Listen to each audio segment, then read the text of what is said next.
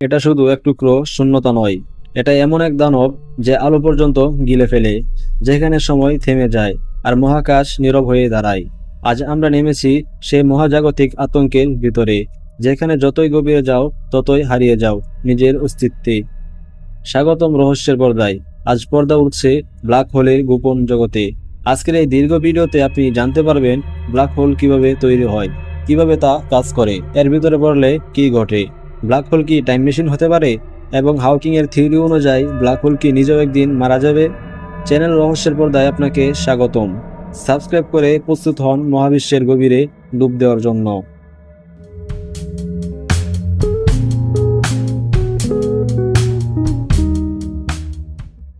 Black hole হলো এমন একটি স্থান যেখানে মহাকর্ষীয় বল এতই বেশি যে সেখান থেকে আলো পর্যন্ত বের হতে পারে না।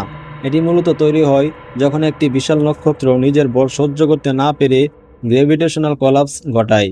এর ফলে পদার্থ সংকুচিত হয়ে চলে যায় এমন একটি বিন্দুতে, যাকে বলা হয় সিঙ্গুলারিটি, যেখানে আয়তন প্রায় শূন্য কিন্তু ঘনত্ব অসীম। অর্থাৎ এটি এমন এক জায়গা যা আছে কিন্তু আপনি তা দেখতে পান না। এটিকে সহজে বলা যায় দৃশ্যমান মহাবিশ্বের এক অদৃশ্য ফাঁদ। সব ব্ল্যাক হোলের জন্ম হয় না। বড় ধরনের ব্ল্যাক হোল সাধারণত মেসিভ স্টারের মৃত্যু থেকে তৈরি হয়। একটি তারকা যখন হাইড্রোজেন ফুয়েল শেষ করে ফেলে তখন সেটি বিস্ফোরণ ঘটায়।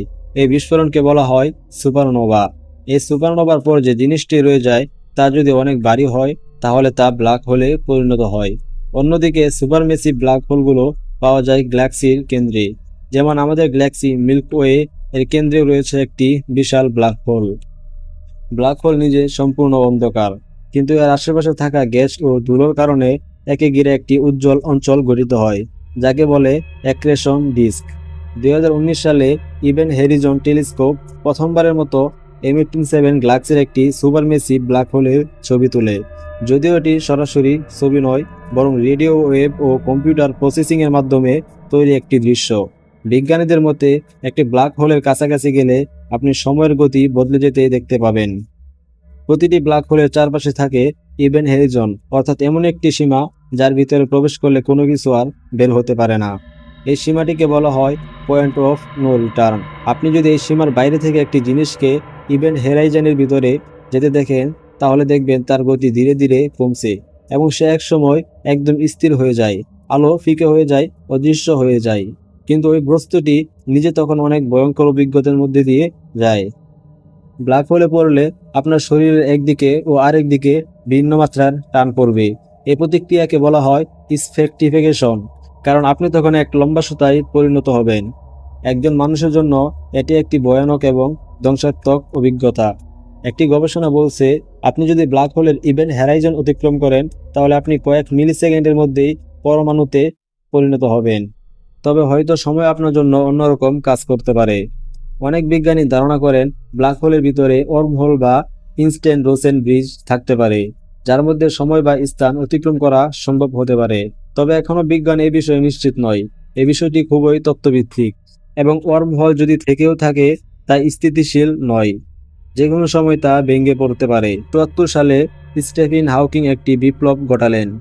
তিনি বলেন ব্ল্যাক হোল আসলে একেবারে চিরন্তন নয়, এটি ধীরে ধীরে হাউকিং রেডিয়েশন নিঃসরণ করে এবং একসময় পুরোপুরি বিলীন হয়ে যায়। এটি একটি কোয়ান্টাম মেকানিক্স এবং থার্মোডাইনামিক্সের যুগল ফলাফল। এই তত্ত্ব অনুসারে ব্ল্যাক হোল একসময় একেবারে বিস্ফোরিত হয়ে নষ্ট হয়ে যাবে, যার ফলে শেষ মুহূর্তে প্রচণ্ড শক্তির বিকিরণ হবে। ব্ল্যাক হোল শুধু ভয়ঙ্কর বস্তু নয়, এটি মহাবিশ্বের গঠনে গুরুত্বপূর্ণ ভূমিকা পালন করে। গ্যালাক্সির কেন্দ্রের ব্ল্যাক হোলগুলো নক্ষত্র গঠনের গতিকে নিয়ন্ত্রণ করে। এছাড়া তারা মহাকাশের গতিপথ ও ছন্দ নির্ধারণে সাহায্য করে। এর থেকে বোঝা যায় ব্ল্যাক হোল শুধু ধ্বংসের প্রতীক নয়, বরং সৃষ্টি ও ভারসাম্যেরও এক গুরুত্বপূর্ণ উপাদান। ব্ল্যাক হোল নিয়ে যত কিছু জানি তার চেয়েও বেশি রয়েছে অজানা।